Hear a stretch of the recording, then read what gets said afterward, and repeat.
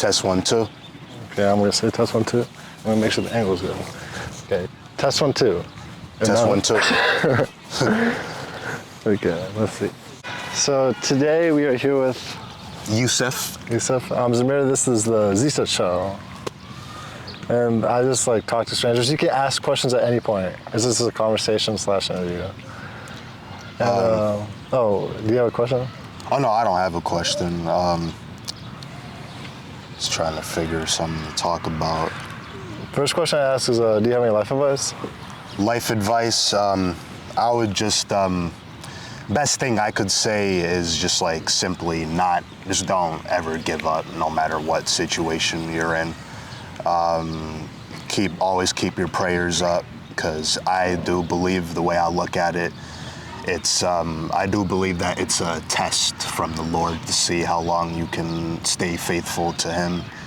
And, He's going to put you through some stuff in the beginning, but, He wants to see how you're going to pull through. And I'm actually going through a little bit my own stuff right now, legal issues.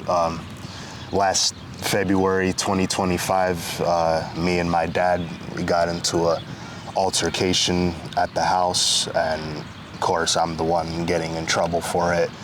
And I've been really feeling down these past 13 months because of that situation. Like, I was really looking forward to like a brand new year and stuff, and that really just ruined my entire year. But I just stuck through the entire time.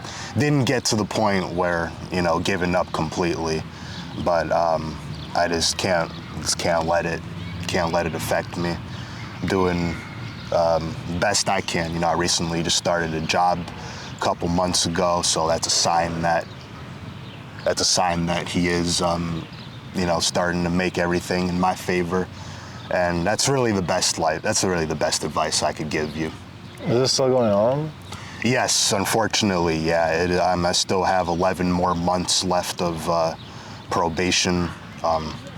I'm anxious a little bit at this point because I smoke marijuana, right?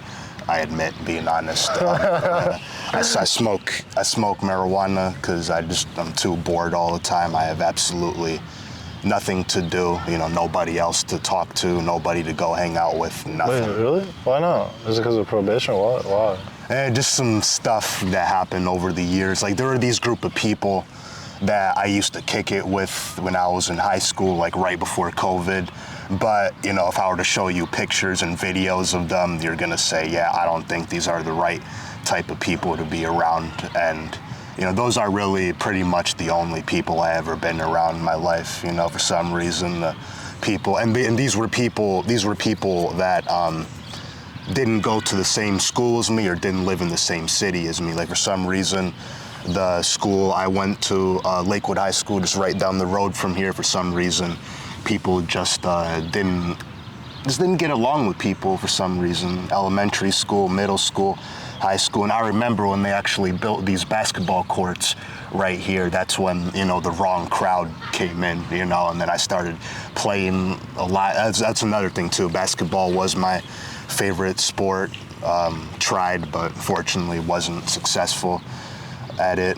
But I've just been struggling to make new connections because I keep on being attached to the same old people for some reason. And like, I know for a fact that these aren't good people to be around. And I know for sure that's what a lot of other people would say too. But I'm just looking forward to slowly rebuilding at a time, What happened with your dad?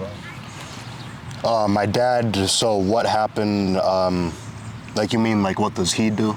No, like the altercation. Altercation, so, he kind of has, like, anger issues, being honest, and he's kind of older. I'm 22, he's 73.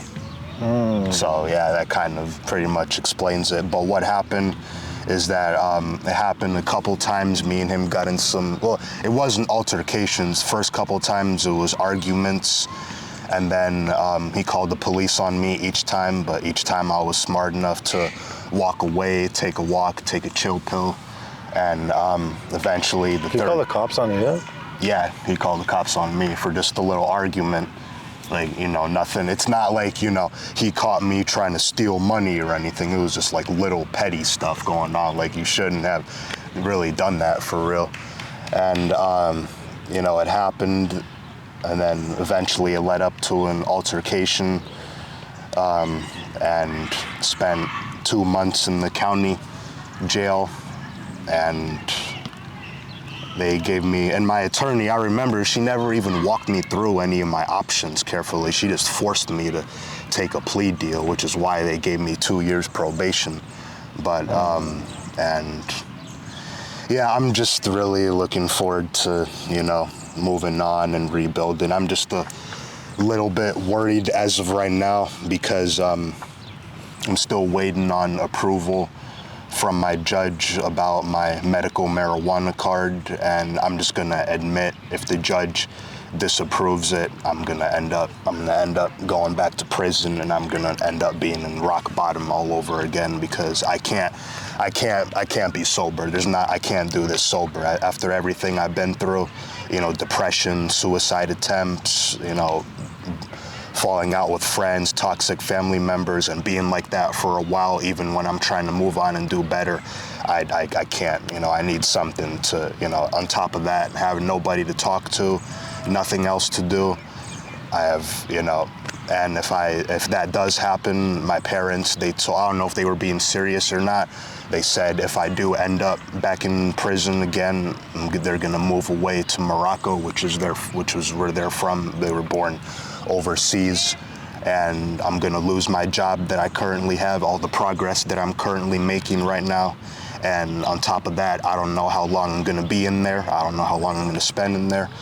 And when I get out, I'm gonna have to be in a homeless shelter or halfway house, because like I said, I have absolutely nobody else. So I'm really keeping my fingers crossed right now. I got my fingers crossed too. Thanks, man. I'm knocking on wood. What was jail like when you went? Like, what was it like? I mean, was it scary or? Scary, not really scary. Really? I mean, like the fact that you're in there, not really scary. You're just gonna be disappointed, but not really scary. I mean, obviously if they put you in, if they put you in certain areas in the jail, it might be scary because they separate from the higher tier from the lower tier. But it's all right though. Obviously not somewhere where you want to be at, of course, no matter what situation you're in. But that's not the place for me. I sincerely hope in my heart that God is gonna come through on this little decision for me, and because I can continue on. I won't have to worry anymore for the rest of these 11 months of probation.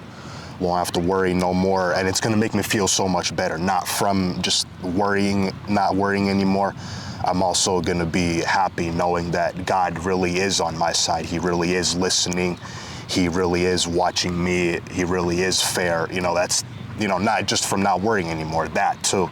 And I'm being honest, if it goes the other way, if the judge disapproves my medical card decision and I do end up in prison, I'm not gonna lie, I'm gonna start asking a little bit of questions about, because I'm not gonna see what he's trying to help me accomplish by marijuana. It's just marijuana. I mean, I don't see how they can allow me to smoke cigarettes all the time. They can allow me to smoke cigarettes and take poisonous medication from the pharmacy. That won't lead me to going to prison, but marijuana will. I just don't understand. That makes me aggravated a lot sometimes, but I'm just keeping everything crossed, I'm just really hoping for the best, looking forward to carrying on if this decision does go my way, moving on and, slowly rebuilding one step at a time. Would you say, the altercation with your dad, would you say you regret that choice, or would you say it was meant to happen, like the way it happened? Like, what's your viewpoint on it now? No, it was meant to happen. I don't see any way of me avoiding it. Like, obviously, I did my best, trying to walk away and stuff, but like when it just goes on and on, there comes, I just feel like there comes a point where you can't avoid altercation, like when I was locked up, I remember I say, like, people tell me they stay out the way, but, you know, it's impossible staying out the way when you're around lunatics all the time, always poking something, trying to start stuff, you know. But I think it was meant to happen. I just think,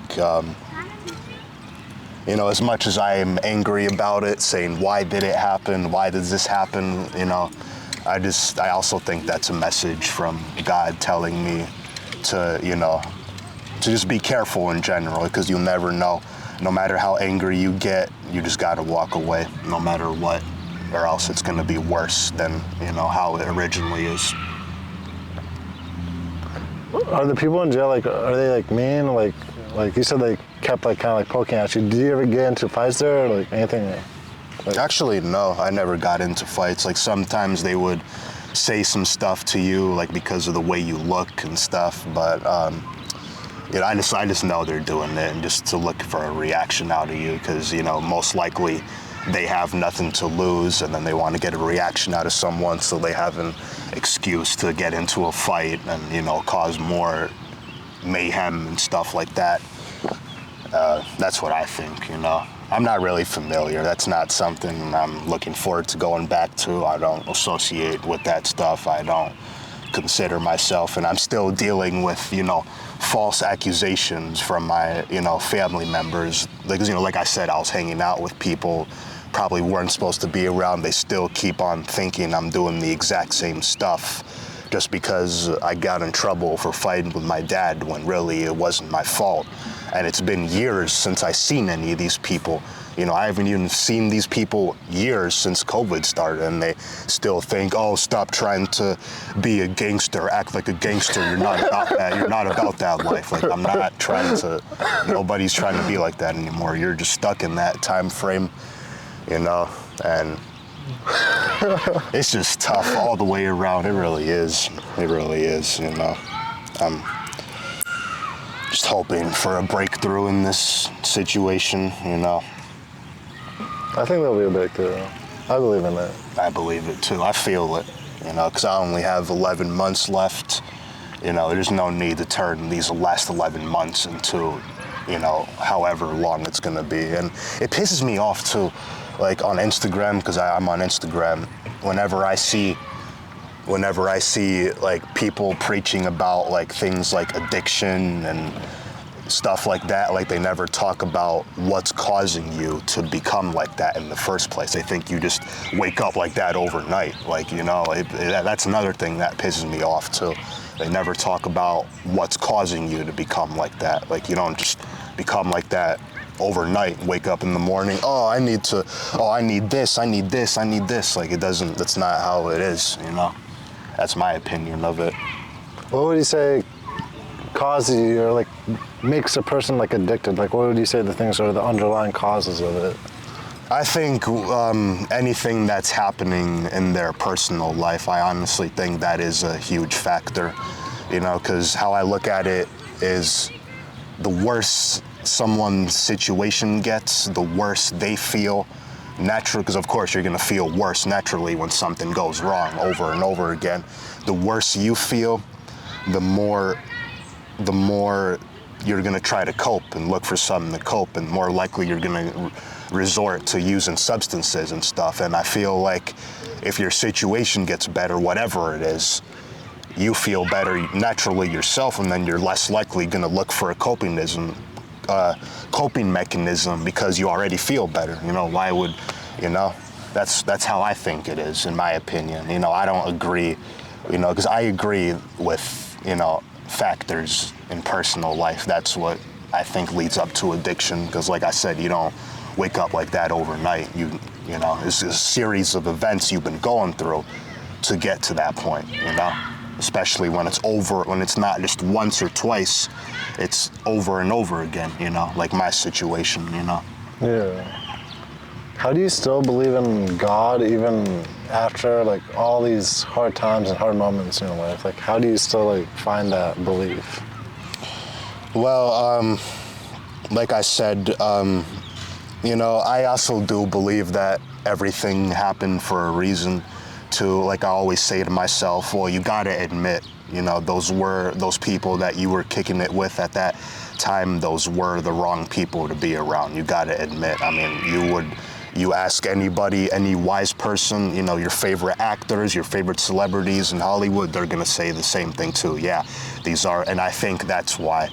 But one thing I do believe is that I believe that God understands, because, at that time I was younger, just wanted to have fun at that time. You really didn't care who you were being around at that time, and that's what I believe. I know that he understands me on that part, knowing that I was young and just trying to have fun and not really caring who it was with, Do you have any advice to like the kids who have those friends and that they only hang out with those people that maybe bring them down just because that's their only friends? Like, do you have any advice to them? Honestly, my advice, especially after my experience in my shoes, I would expect you to not be friends with them anymore, because right now it looks like you're cool with them, you get along with them very well, but something will happen down the road where it's going to cause problems for everybody. You might get involved in something, and here you don't have to be, you just have to be part of the group. Something could happen just because you're with them. You can get in trouble yourself just for being with them. You don't have to be the one doing the whatever it is. You can be charged yourself too just for being with them. So yes, it might look like you're good friends with them right now, but sooner or later something will happen right now. And I know for sure that there's people that have told you, that have warned you, like, hey man, these aren't the right people to be kicking it with. Listen to them, because it might not be after 1 year, it might not be after a few years, but eventually something will happen, well, where it's gonna cause issues. And you might as well change your mind right now before it does happen. Don't wait until something happens and then all of a sudden you want to switch your life around, saying, oh, all of a sudden I want to do this, I want to do this. Start right now. Don't wait until something happens. Start right now. That's my advice. I like that. Mm-hmm. I like how real you are. Like, you're keeping it very real. Which Thanks. I appreciate it. I don't mind getting to, because I hope I didn't confuse you, because there's been a lot of stuff going on. I don't know if to start with what happened recently or start with what happened years ago. I hope it was, simple explanation and understanding. Yeah. How do you think those kids could deal with being lonely versus because then let's say they walk away from their friends, right? Mm-hmm. And then they don't have anything to do. What do you think are some ways they can deal with that? Like being alone, or trying to find new friends, or what are some ways you would have liked to move around that? My advice for that, after walking away from bad influences and finding yourself alone again, and then you're gonna say, well, this is why I was with them, because I don't. You got to remember, there's 7 billion people on Earth, okay? I know you're not going to be obsessed with the same couple dozen people or however much. There's 7 billion people on this Earth. I'm starting to get that in my head too, I'm worried about a few people in the city, looking at me a certain way. But, there's people all over, there's other people out there. You just gotta, do something, whatever you like to do, sports and stuff. That's really the best way of doing it, I'm still trying to find my way out of isolation and loneliness, but what I'm trying to do is, I'm definitely getting out there in the city a lot more, because being at home, that's not good for you, just continuing to isolate yourself even more, that's not good for you, but you'll find other people, though. You will, as long as you try and put on that new persona that you have. You'll find. God will make everything fall into place. I know you wish that he could just snap his finger and make everything happen right now in less than a second. New people to be around, more money, but it's going to happen slowly. As long as you put in the effort. But you have to put in the effort. As long as he sees that you put in the effort, he's going to help you out. And that's what I believe. I know how that works. I like that. Thanks. I really like that. Okay, last question is like, any final thoughts on this interview? Like, any final thoughts? This is like one of my favorite interviews. I can't lie, this is one of my favorite ones. Yeah, I had a feeling. It's definitely a lot to talk about in these short 6 years recently. I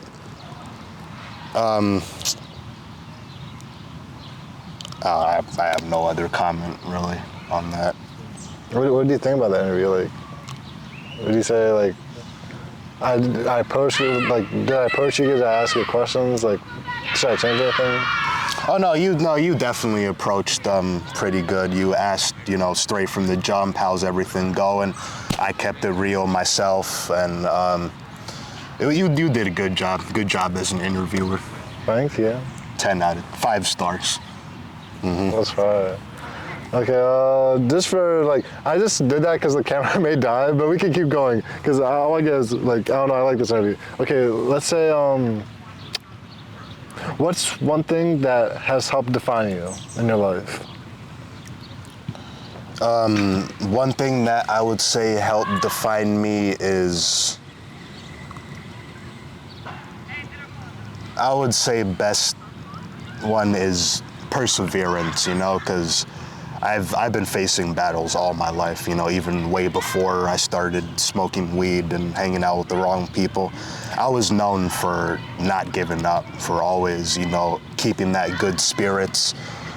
One thing I forgot to add in is like when I was locked up in prison, one thing some people noticed is how much of good spirits I'm in. Like even the CO would want to have small talk with me and, asking, and he even told me himself straight up that you don't belong here. I could tell from all the other guys, you don't belong here. He could just tell by looking at me. And, I'm sorry, what were we talking about? I'm sorry, it's a lot of stuff to process. There you go. We were just talking about what's one thing that defined you, and you said perseverance. Perseverance. That's what, always being in a good state of mind. That's how I'm mostly defined, really. How does depression affect you, and like, how do you like live with it? And do you think it's you're able to like, or you'll be able to like actually like move out of depression, like kind of like cure it in a way, like get rid of depression? Do you think that's possible for you? I honestly think one day I could honestly get rid of it one day. Like I said, it happens slowly.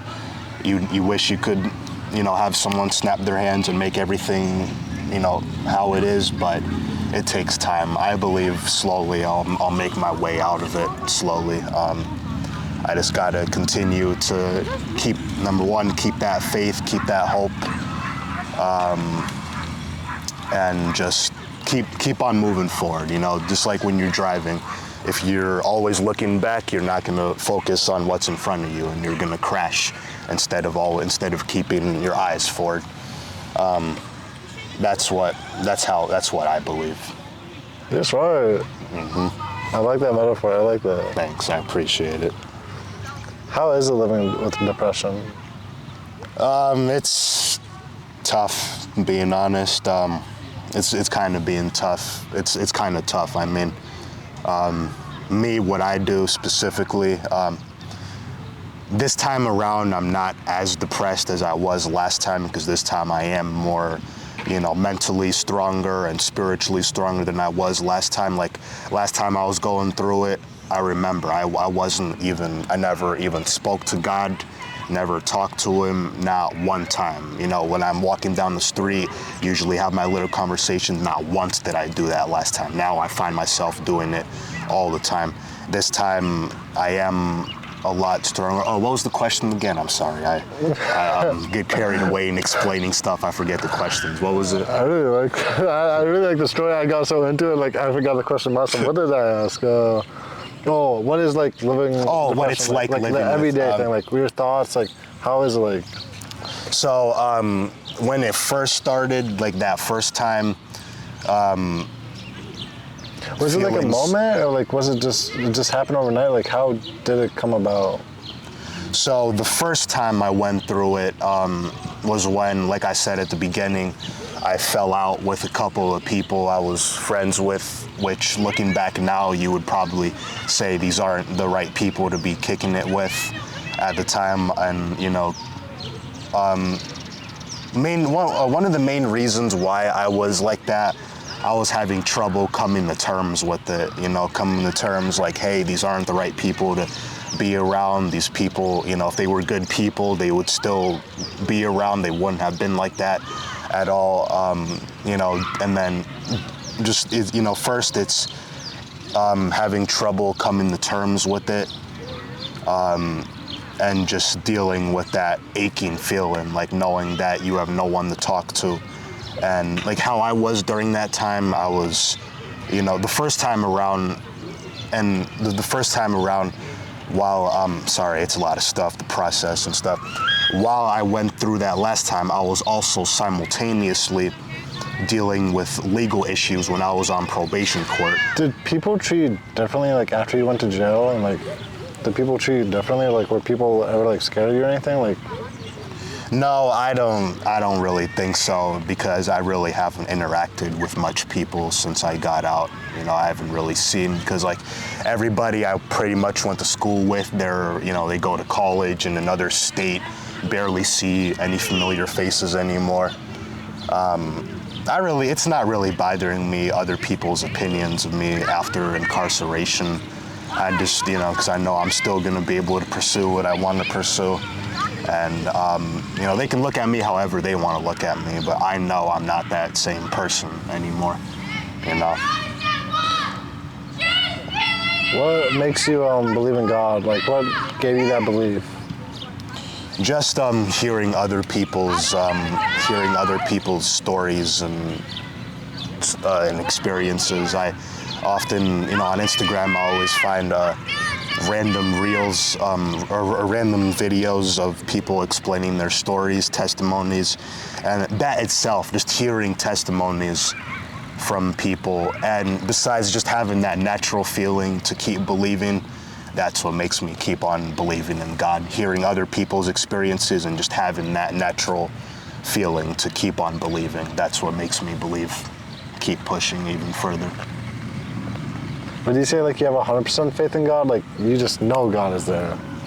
Or would you say it's I just know He's there. I know He is. I know for sure that He's going to have some kind of plan and solution. You know, I know He's not just going to all of a sudden, you know, He's going to help me, because, you know, it doesn't make sense for me to think that. Why would He help me get through all that stuff in the past? You know, He's going to get me through that in the past, and then all of a sudden just decide to walk away and leave me with nothing. You know, when I'm coming to Him, talking to Him, telling Him about my situation, and coming to Him for more strength and peace. And, you know, it's just, I don't see how, you know, I don't believe He's just going to abandon me like that one day. I believe He's going to, you know, one way or another, sooner or later. I don't know how it's going to happen, but it's going to happen soon. I don't know how, when, but some way it's going to happen. I know it will. Turn everything around, start rebuilding. You know, that's what I believe. Okay, and let's end it off on like a really light note. Do you have any like really good dad jokes, or just a dad joke that you know of? I am not a good joke teller. Do you have any good jokes? I feel like you'll be better than me, honestly. Okay, I have a really like corny one that I made up by myself, but it's really corny. You ready? What? Okay, why did the guy with the 2 bottles go into the bar? Why? To get a drink. Wait, I don't get that one. You said 2 balls going into a bar? With 2 bottles, a guy with 2 bottles. Oh, 2 bottles. Yeah. Why did he go into the bar? To get a drink. Just to get a drink? Yeah. I don't know what that one was, honestly. You got any other ones? Okay. What do you call a cow with no legs? What do you call it? Ground beef. Ground beef. That's a good one.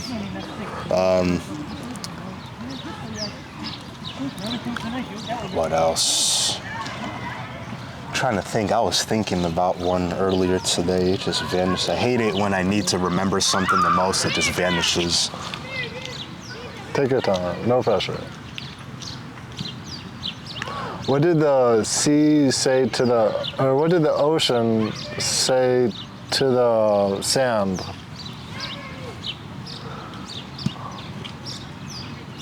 What? I'll see you later. I'll see you later. That's a pretty good one. I appreciate you taking the time, and not that much people would sit down and hear other strangers' stories. I really appreciate it a lot. Thank you for taking the time to listen. And what's the name of your YouTube channel? Zstitch. Yeah, Zstitch. Let me type it in so I can. Thank you for saying that. That makes me happy. Yeah, no worries. And thank you for doing this. It makes me happy that No I was able to worries. hear a story. No worries at all. I think a lot of people are actually gonna be inspired by the story. I can't lie. I think a lot of people are gonna be inspired by the story. I feel like it. I feel like I didn't explain a good job because I didn't know if I should start with what happened recently or what happened first. But I think I did a good job. They'll get my point. What's the name of your? ZSTI. ZSTI. TCH. TCH. Okay. And that's on YouTube, TikTok, Instagram, anything. Okay. Gotcha. All right, boss, I have to get going. I appreciate the interview, man. Thank You stay safe out here, man. Wish me luck, man. Microphone. Oh my God.